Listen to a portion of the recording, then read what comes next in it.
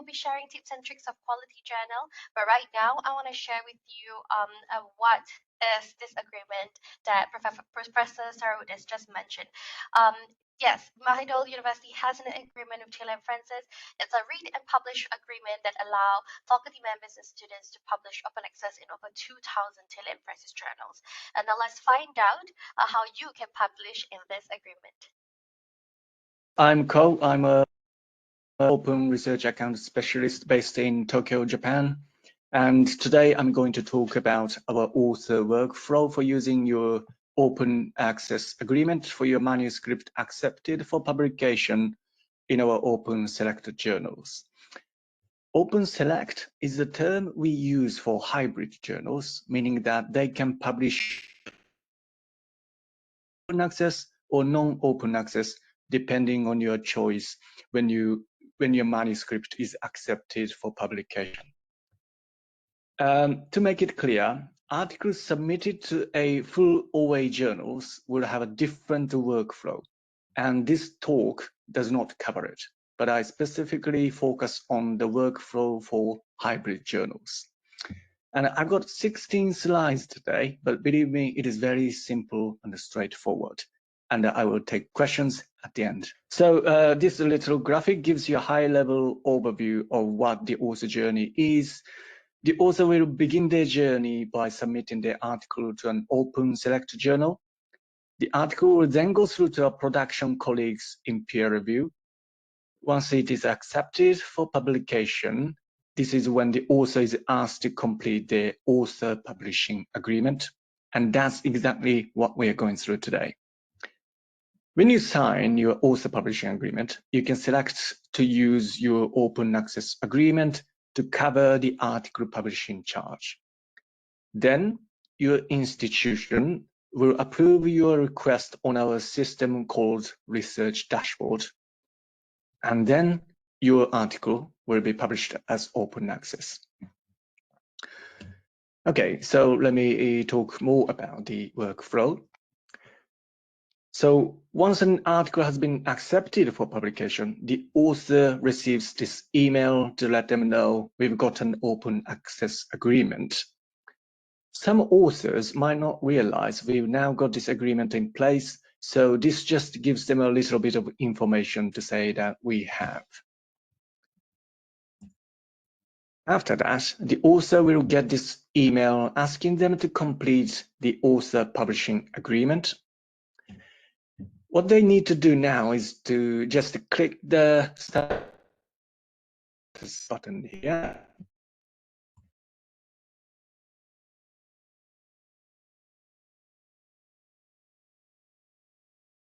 And right at the beginning, it will bring up all the details of the article, the name, the article title, and their affiliation. This affiliation will obviously show us your institution now at this stage. If the author notices anything that's not correct, they are able to request changes by clicking here and using the message function. If you send a message for a request correction, our production team will review whatever changes need to be made. So if something isn't quite right, the author can go, oh, hang on a minute. Those are changes for the author.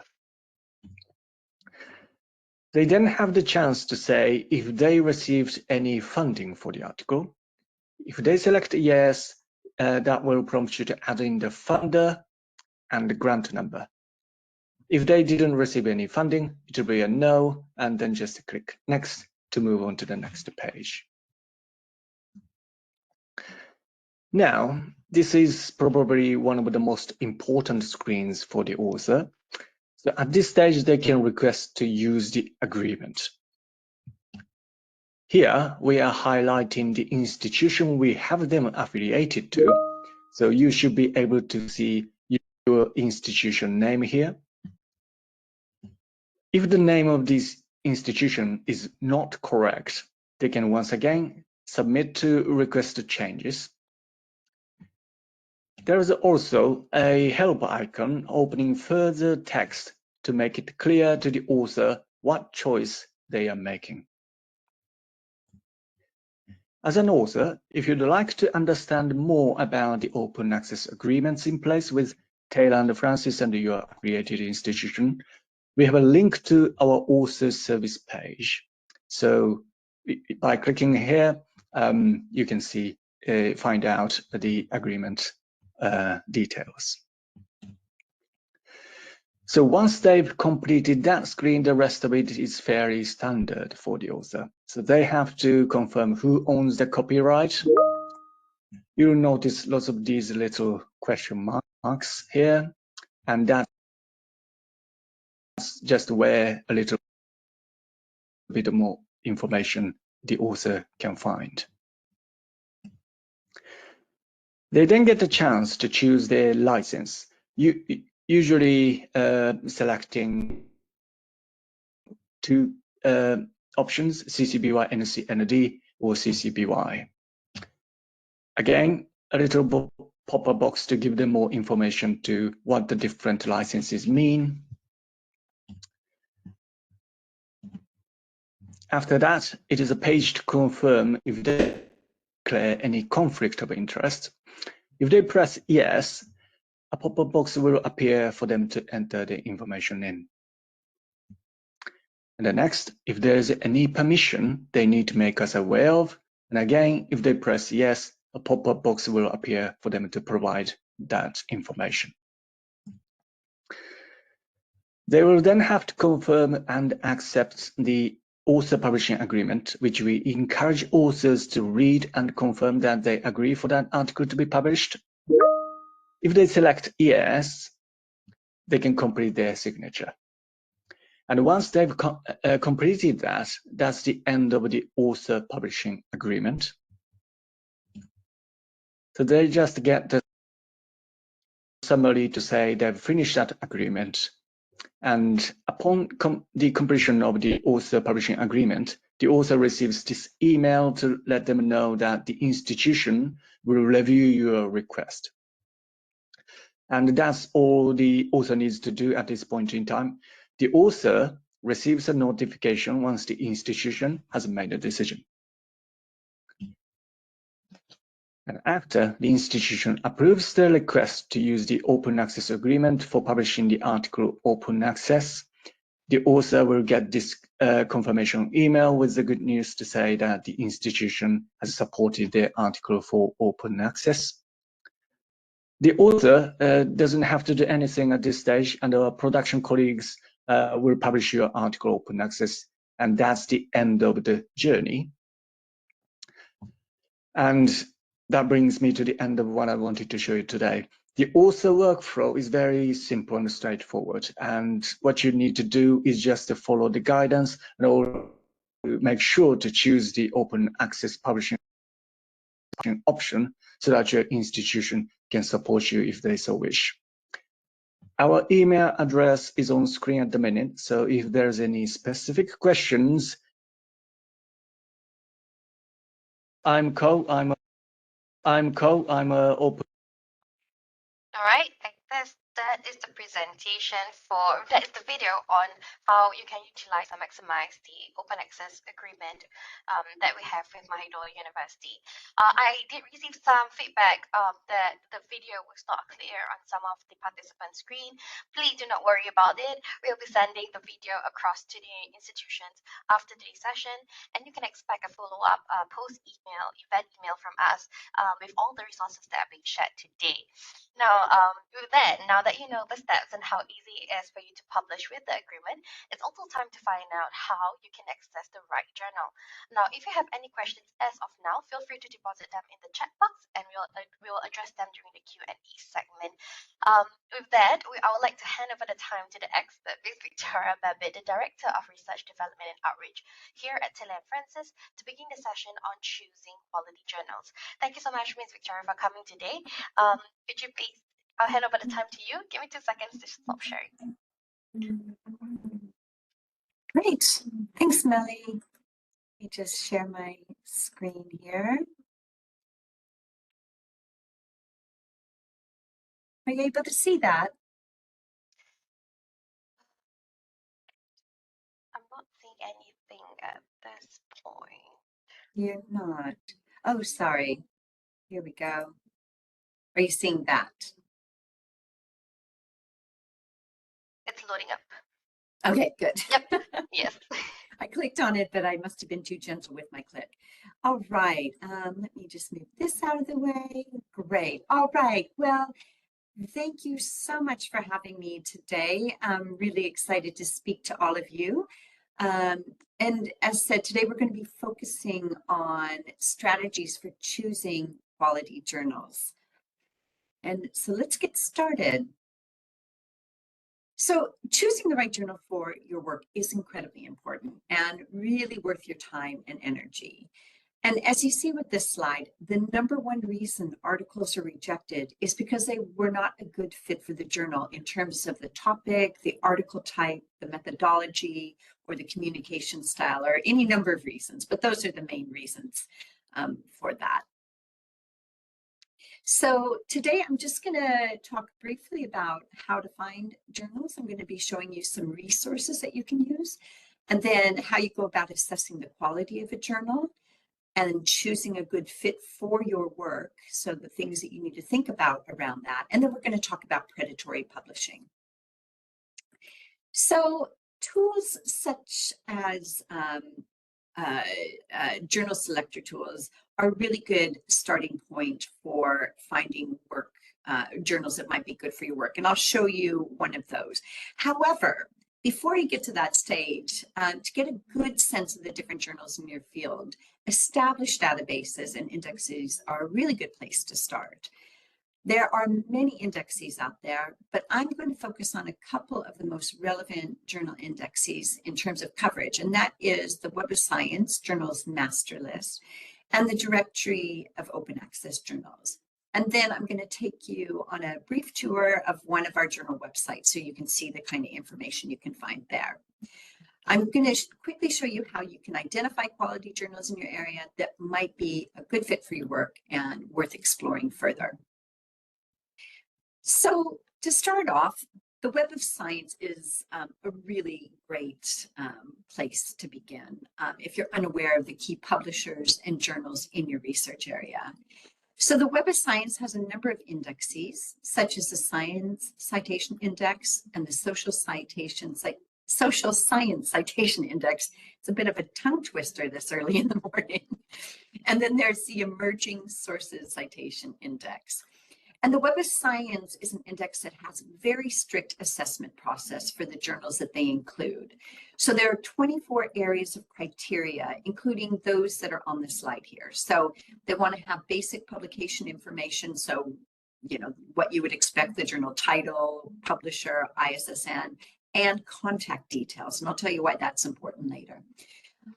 They want to see article titles and abstracts in English, but the articles themselves can be in any language, but they just need some basic information in English.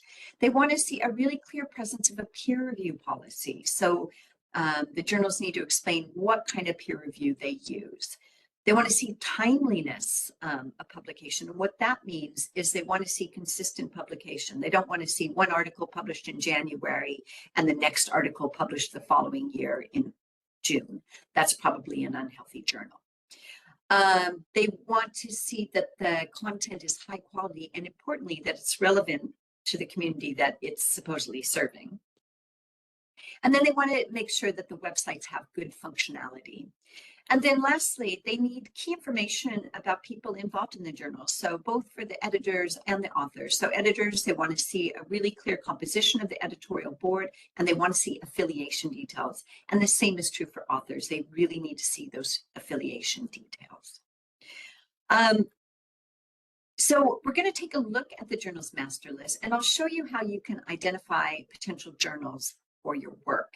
So hopefully this will work as I switch between the screens. Are you able to see the landing page?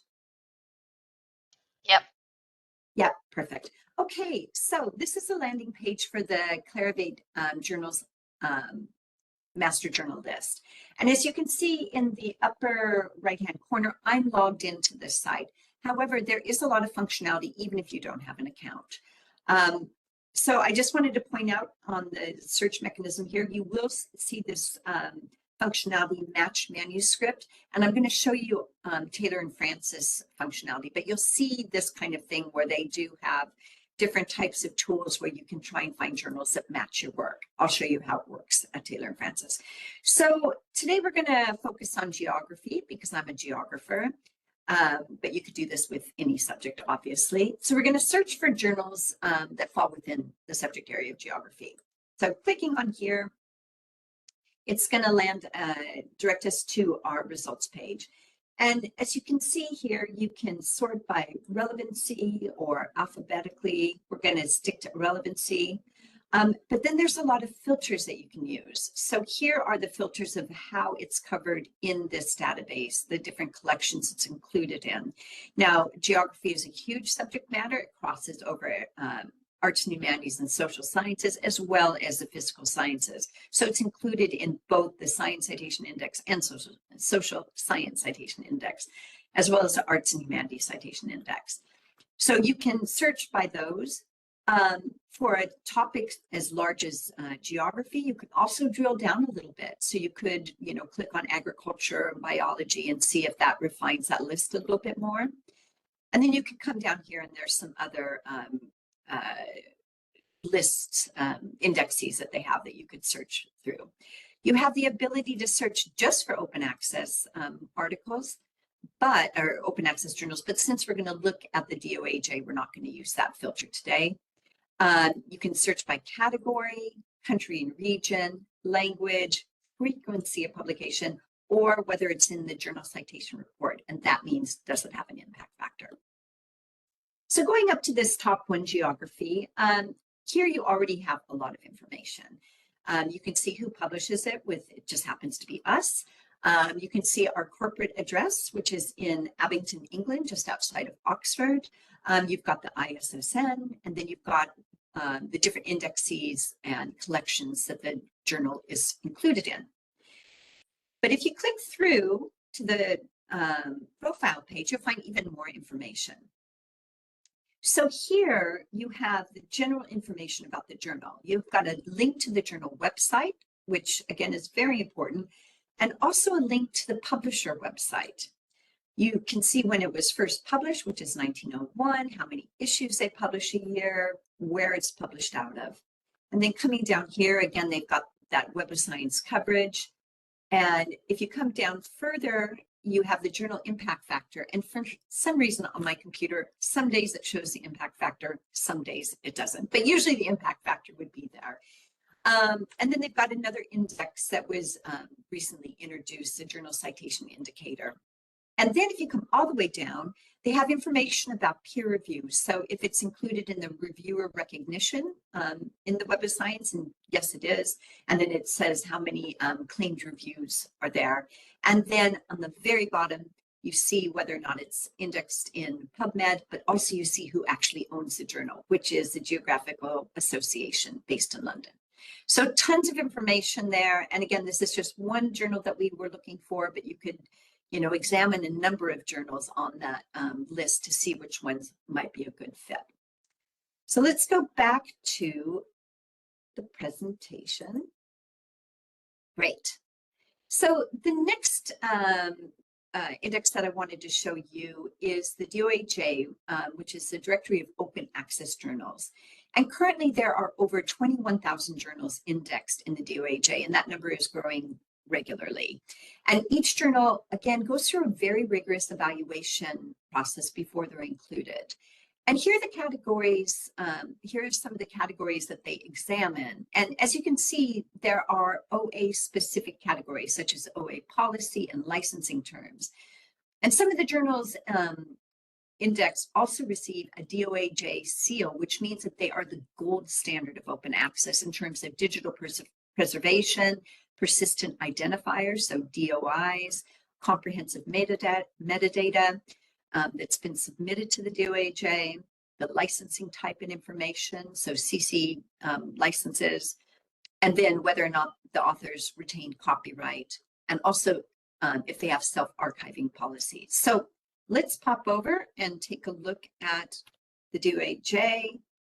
And I always like looking at the website because they have the prettiest website. They did a redesign last year, and I just think they did such a nice job. So anyhow, here we have the landing page, which has a lot of information just about the database already. So you can see there are 89 languages represented, 138 countries. There are 13,000 plus journals without fees, and then the total number of journals that are included. So again, we're going to look at geography just so that we can compare. Hopefully there's one or two geographers on the call. And we're going to look under subject. So here we come to the results, and you can see that there's 1,365 journals indexed that fall within that category of geography. And again, there's a lot of different filters that you can use here. So you can look for journals without fees. You can look for journals that retain author rights. Again, you can drill down a little bit more and refine the search, you know, by education or agriculture, etc. And then if you come down, you can see all the languages represented here. So of course, English is the major language here, but you see high representation with Spanish and Portuguese, and that's because Latin America has a long tradition with open access. So they've been publishing open access journals for many, many years. So they have quite a few journals there, but you can see there's Indonesian and, you know, scrolling down. Yeah, you've got really great representation across different areas. And then you have filter by license. So here's all the different CC BY licenses. You can filter by publisher. Let's be cheeky and filter by Taylor and Francis. And then you have publishers, countries, peer review types. So the different types of peer review that you can find, and then the date added. So let's come up here and we can just look at this first one, which is Big Earth Data. Again, lots of information right away. You have the publisher name, the different subject areas, when it was last updated, a direct link to the website, the APC costs right there, whether or not authors retain rights, and the different licenses that they use. So let's click through. And the reason why I like this site so much is because it's really functional. And right here, you've got the website for the journal. You also have the ISSN portal. And again, I'll tell you why all this is really important when we get to the predatory publishing piece of it. So here again, it's just recapping that information there. But here you've got that link to the publisher website, and you have who owns the journal. So that is the International Society for Digital Earth based in China. Scrolling down, you have information about the copyright policy. But here's another nice functionality. You have direct links to all of the different elements that you would be interested in as an author when you're exploring whether or not this journal is interesting for your work. They also have information about publication times, which is, of course, important for everyone. So 10 weeks from submission to publication, and then where the articles are archived. So again, tons of information there, and you could peruse all the different journals under that subject area and probably come up with a list of journals that you think, oh, these are journals that are worth checking out further. Right, back to the presentation. So lastly, a good place to look for journals is, of course, on a publisher website, because that's where most of them live. And really, you're going to want to choose trusted publishers. Most well-established publishers will be members of industry organizations such as COPE or STM or regional publishing associations. And unfortunately, in recent years, predatory publishers have managed to get their journals indexed in some respected databases. So it's always a good idea to cross-check and make sure the journal possesses all of the characteristics of a quality publication. And your first stop should be the journal website. So let's take a quick tour of the Taylor and Francis website. Let's see. There we go. So here's our website. I like this one as well. Very easy to use. So what you can do is you can type in the area that you're interested into this field, but you can also come down here and perhaps find the field down here. So here we could also just click on geography. And then that's going to bring us to the results page. And you can see you can search by journals, by articles, or by special issues and collections. But we're interested in journals here. So we can look down, there's 150 geography journals on this list, many different journals here. And if we take a look here, we can come down to the journal of my former association, which is the Annals of the American Association of Geographers. And we can click on here. So here again on the landing page here, you can see all the different areas it covers. But if you click through, then you're going to find obviously all the relevant information. So looking at this page, you can see that they have a hyperlink for the open access policy here. They have a link right at the beginning to the owning association there. So you can click through and read about the association that owns the journal. But then you can kind of drill down into these different areas. So here you have information under submit an article.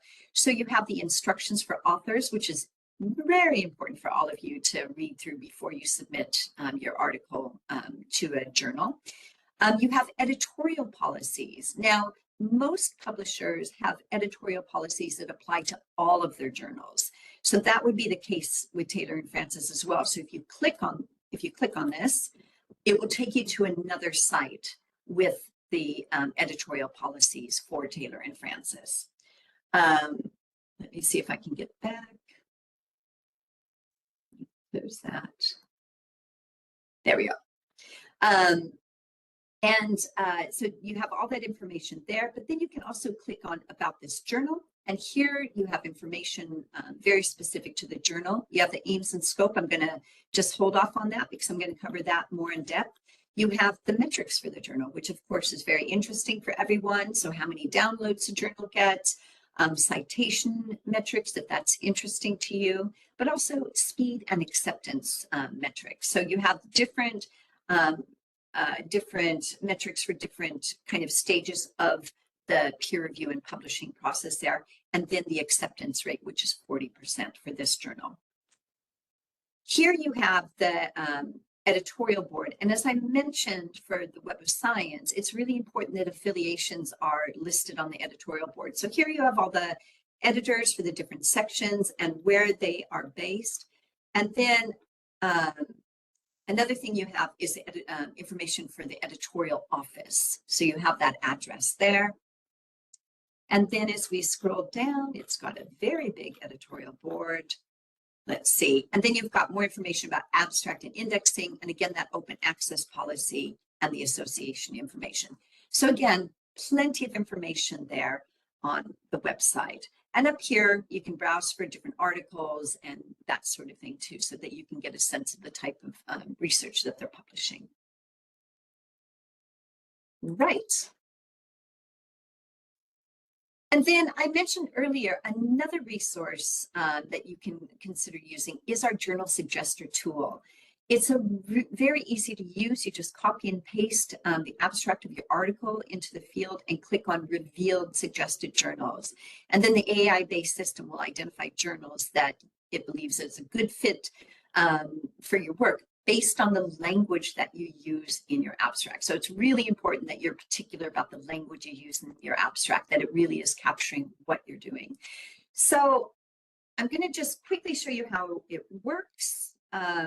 It's a really easy to use system, and it's really developed over the last couple of years. I think it's quite accurate now.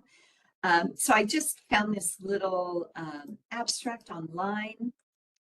So we'll just copy and paste that into the field here. And then you just click on Revealed Suggested Journals, and it produces a list. And of course, you have to kind of explore this list further, but it's a great starting point for you. So you can look at this, journals from across the different subject areas, and it was actually published in Cities and Health. So, but you can see quite a lot of journals there that you would then be able to go and explore further to see if it was indeed going to be a good fit for your work. So there are a few tools to help you get started in finding quality journals. And it doesn't take too long, as you saw. It took me just a second to kind of click through and find some things that looked good using the subject area that I specialize in. And really, that research that you do can, spare you so much time and heartache later. Now, once you've identified some quality candidates, you need to do a final check to make sure your paper will be of interest to the editors.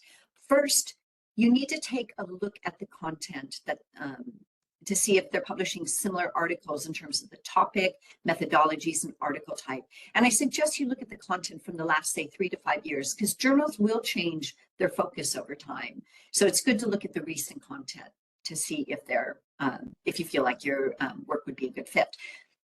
And when you're checking that, checking the content, it's a good idea to note any articles that are similar to yours, because if there is an article that they've already published that aligns with the work you're doing, it's not a bad idea to cite it. You should be joining that conversation in that journal, but don't cite work just to get on the good side of the editor. It really should be something that is relevant to the to your research. And then it's a good idea to take a look at the editorial board. And when you're looking at the editorial board, take the time to explore what type of research the editors are involved with. Is it similar or within the same area as yours? Editorial boards are built to reflect the ambitions of a journal. So if they're interested in publishing work in a certain area, they're going to appoint somebody to the board that is a specialist in that area, because they can help run the peer review process, because they'll know all the key figures in the field, and they can act as kind of an ambassador for the journal with their community. Also, when you're exploring the journal website, check to see if there are any calls for papers. There might be one that aligns with the work you're currently engaged with. And that can be an easier way of getting in a way, because they're already interested in that, that work. But really, the best place to get a sense of whether the work would be of interest to the journal is the aims and scope statement on the journal website.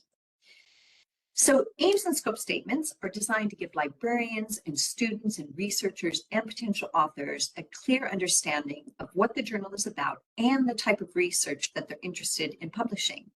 So here's an example from our education list, and it's our open access journal, Cogent Education.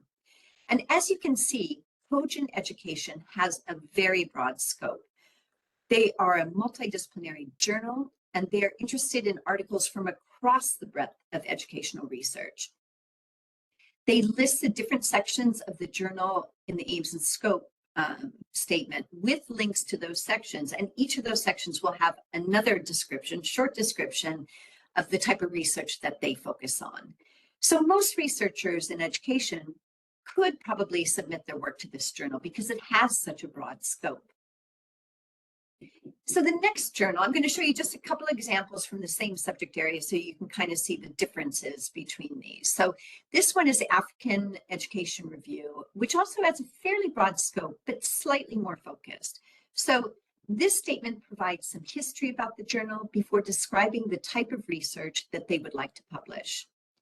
And then here they're interested in debates on theory, policy, and practice, and welcome research that is cross, inter, and transdisciplinary. However, they do highlight a few areas of particular interest, such as research on higher education and research that focuses on issues and challenges facing the different tiers of education on the African continent, as well as in the global context. So again, a fairly broad scope, but you would need to investigate further before submitting your work just to make sure it would be a good fit. And then lastly, we have a journal with a smaller scope, the Journal of Education Policy. And I must say, this is one of the most descriptive aims and scope statements I've ever seen. This journal is interested in a particular type of theoretical research that focuses on policymaking, impact, and implementation. And then the second paragraph, they go on to describe what they mean by that, which is unusual and really helpful. And they even highlight the different types of theoretical frameworks that they're interested in. They then go on to stress the importance of relevance to a global audience, that national case studies must be conceptually or methodologically linked to kind of global questions so that the research itself would be to people outside of the certain area. And lastly, they speak specifically to the requirements of empirical research. So this journal has a much tighter scope than the previous two, but as you can see, all of these journals have the word education in their titles, but they're interested in publishing very different types of research. So again, it's important that you take the time to carefully read those aims and scope statements before you submit your paper to a journal. And we would recommend that you choose a few journals that you feel like would be a good fit for your work, and then create a list and rank them from your #1 choice onward. And when it's time to submit, start with your top choice. And if that journal is not interested in your publishing your work, move on to the #2 choice, and so on and so forth until your article is accepted. It's all about having a clear strategy at the start of the process and acting on that. There we go. So why is it important to do all of this research before submitting? Besides ensuring better publishing outcomes, all of this research can help you to avoid publishing with a predatory journal. Predatory publishing emerged with the rise of open access, and these actors sought to exploit the legitimate open access publishing model and have continued to do so, becoming quite sophisticated in their methods. Listen, it can be very easy to mistake a predatory journal for a legitimate one. They become very slick and very kind of professional in their approach. So it's important to really research a journal, especially if you're contacted by a journal out of the blue asking you to submit an article. So on this slide, I have two definitions of predatory publishing. So I just want to highlight the key points here. For the top one, it's really about subverting the peer-reviewed publication system for the sole purpose of financial gain with little evident concern for ethical behavior. And then the second is about no intention of providing the expected services such as editorial or peer review. But a clear definition of predatory publishing can be really difficult for a number of reasons, the main one being that predatory journals tend to change their tactics regularly. In addition, as a recent IAP report states, those definitions fail to distinguish between deceptive or fraudulent journals and journals that are low-quality outlets that might willingly disregard academic norms but be well-intentioned. And this is the main critique of the so-called blacklists. In their inter-academy partnership report, they mapped out the spectrum of predatory behaviors, which is a helpful way of thinking about predatory publishing. Researchers should absolutely avoid journals that could be considered fraudulent, deceptive, or exhibit unacceptable low quality. Here, there's likely an intention to exploit authors. But authors should also proceed with caution if the journal is of low quality. While the publisher might not intend to exploit authors, they may not have standard practices in place, such as preservation and indexing of articles, proper publication practices, minimal discoverability of the website, which means that few would find and read your article. So the theme today is do your research when it comes to selecting a journal. You want to check those websites, you want to look to see if the journal is indexed, and if you're unfamiliar with the journal or publisher, remember to double check on the index site. If it says it has an impact factor, go to the Web of Science to see if the journal is listed.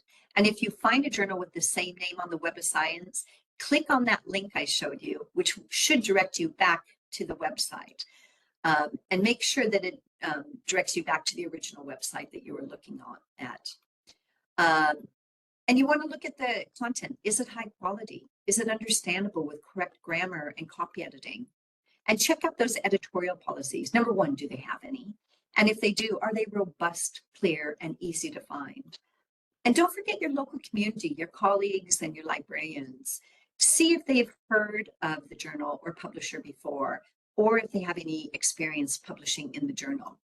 And also, I showed you that, on the Web of Science, there will be information about how to contact the publisher. And that should be on any journal website. You should always have contact information on a journal website. Telephone numbers, addresses, email addresses, all that sort of thing, so that you know how to contact them if there are any problems that arise. And then lastly, I just wanted to highlight Think, Check, Submit. This is a great resource. They've created a toolkit for investigating journals covering many of the topics I've highlighted today. And basically their toolkit is comprised of questions that you can think through when you're looking at a journal website. So that is it from me today. Here's some of the resources I've mentioned which can help with your search for quality journals. And we will be sharing all these slides with everyone, so you will have those. I will stop sharing now. Thank you so much, Ms. Victoria. That was a very comprehensive sharing on choosing quality journals.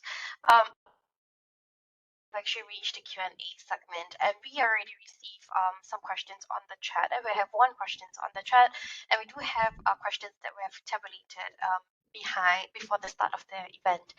So the first question that was found in the chat, I'll go ahead with that, would be how to check for special issues across journals faster, or do I have to manually search journal by journal of choice?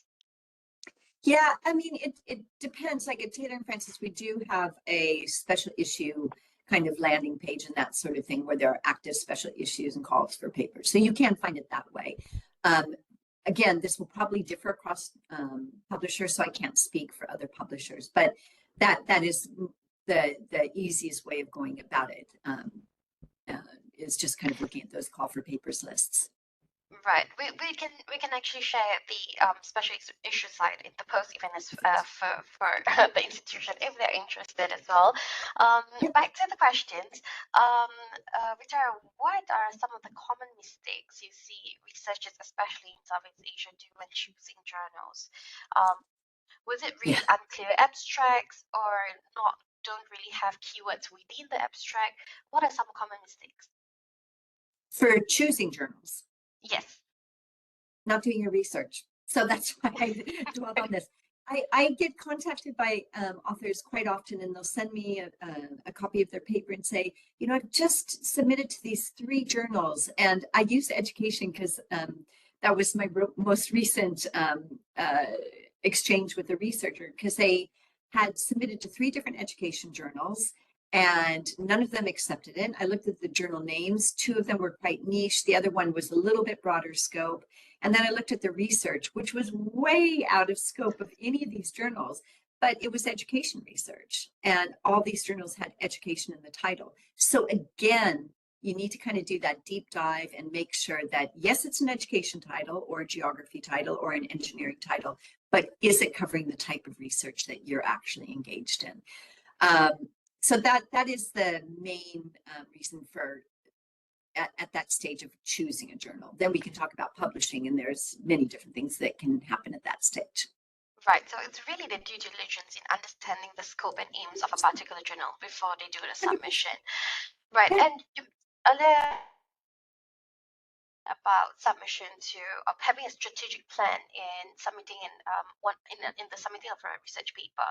Now, is it recommended for researchers to send their research paper to multiple journals at one time, or is it even taking into considering the aims and scope are being considered, or is it better to do one journal at a time?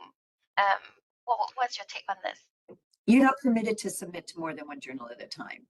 So you need to submit to one journal, and then if they reject your paper or if you withdraw it for any reason, only after that point can you submit to another journal. And listen, this is an easy thing to get caught out on, because when editors receive papers, you know, they're sending them out to peer reviewers, and we get contacted quite often by peer reviewers who say, hey, I'm looking at the same paper for 4 different journals. And at that point we say, okay, withdraw the paper, because, you know, so the rules of the game is you do one journal at a time. Right. So there is a possibility of disqualification in a way if they're doing multiple submissions at the same time, even though it's for different journals.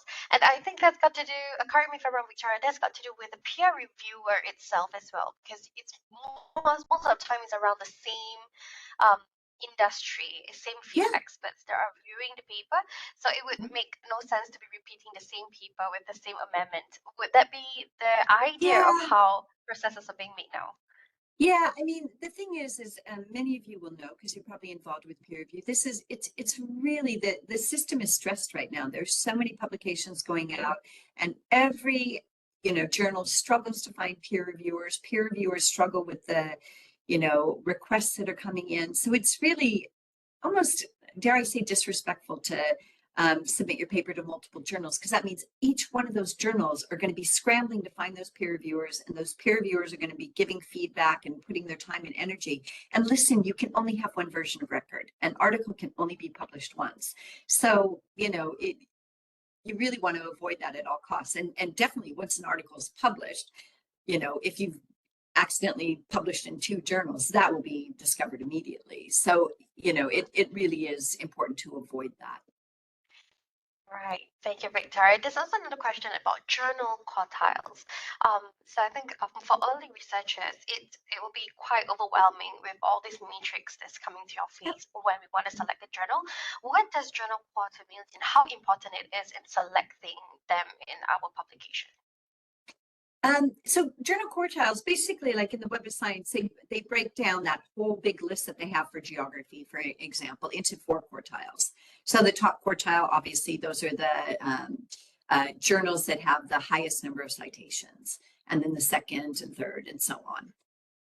Now, carry on. Now, for the second question is, it depends. It depends on your department. It depends on your subject area, whether or not, some people are told you have to publish articles in the first and second quartile journals. Some don't have that kind of requirement. Other subject areas have different lists that they look at. So my partner is a researcher in economics with finance. And so they look at the Financial Times list. Those journals also are all in the Web of Science. But so it's really, as a researcher, it's really important to understand what are the requirements for your subject area, for your institution, what are the expectations. And once you understand those, then that can help you kind of identify journals that are going to be appropriate. Right. Okay. So we do have a room for one last question, and I have a feeling this is a little bit of a loaded question. And the question is, there are constantly new journals being introduced, and some of them are not exactly predatory journals. Some of them might not even have impact factor. So how do one verify that it's a legitimate new journal and not a predatory journal? Yeah. No, there's new journals popping up all the time. And I mean, if you use the same kind of criteria that we went through, use the same kind of criteria that the Web of Science uses or the DOAJ uses. You can have these checklists, or you can go to Think, Check, Submit and use their checklist. And just, really looking at all these different elements of the journal. New journals have to start somewhere. So it can be a little bit intimidating when you're asked to submit to a new journal and you look at their website and they only have 3 articles and you're thinking, what is this? But again, you should be able to contact that publisher. All that information should be there. You should know the publisher.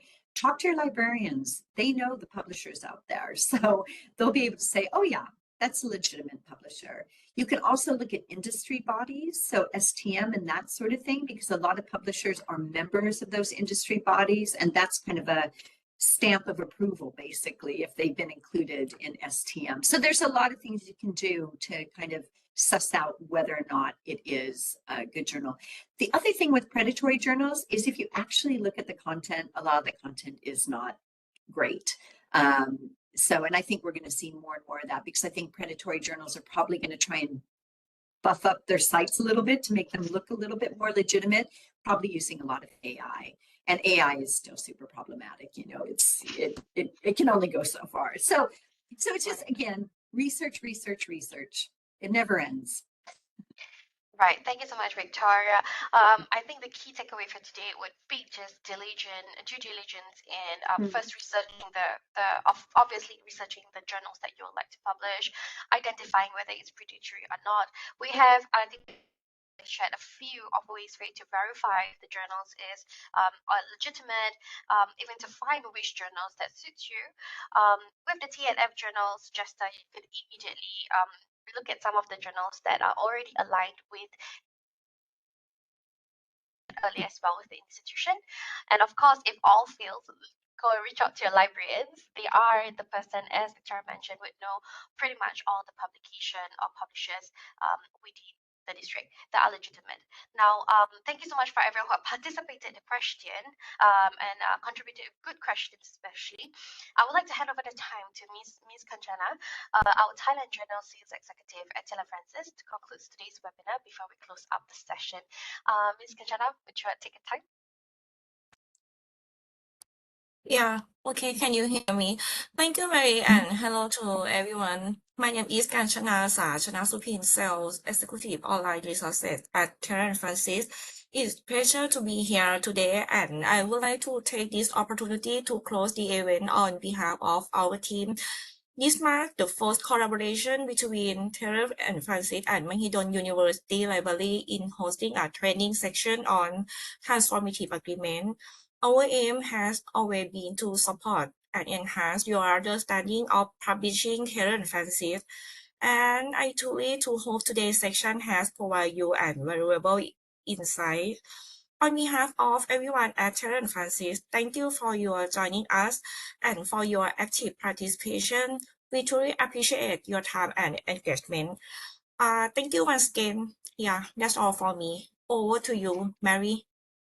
Thank you so much, Ms. Kachana. Yes, she is our most important person in Thailand at the moment, especially working with Mahidol, as you mentioned.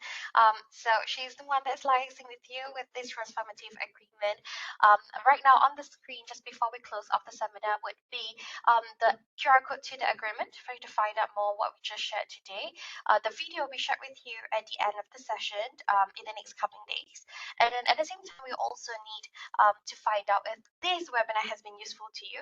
And if you wanted to see more of this in the future, do submit the survey to give us a better side of what we can help you with. Now, once again, thank you so much for joining us today and making this webinar possible. We hope you have benefited from the session, and we'd love to hear from you. Now, with that, we wish everyone a good luck and all the best with your journey through the academic publishing. Thank you so much, Victoria, for joining us, and thank you so much, Ms. Kanchana, for organizing this. Yes. Thank you, and stay safe, everybody. Take care. I'll leave the Thank slide on you. a minute for anyone who wants to scan the code. Otherwise, we're good.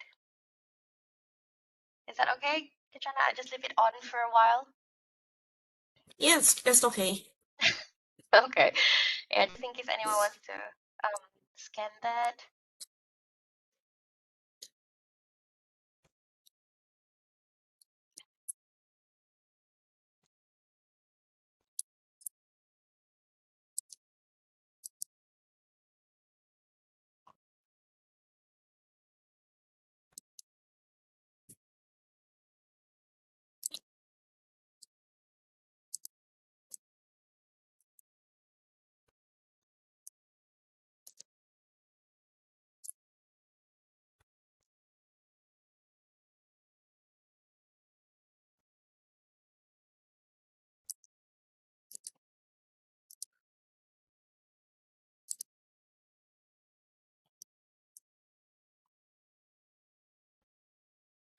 Thank you.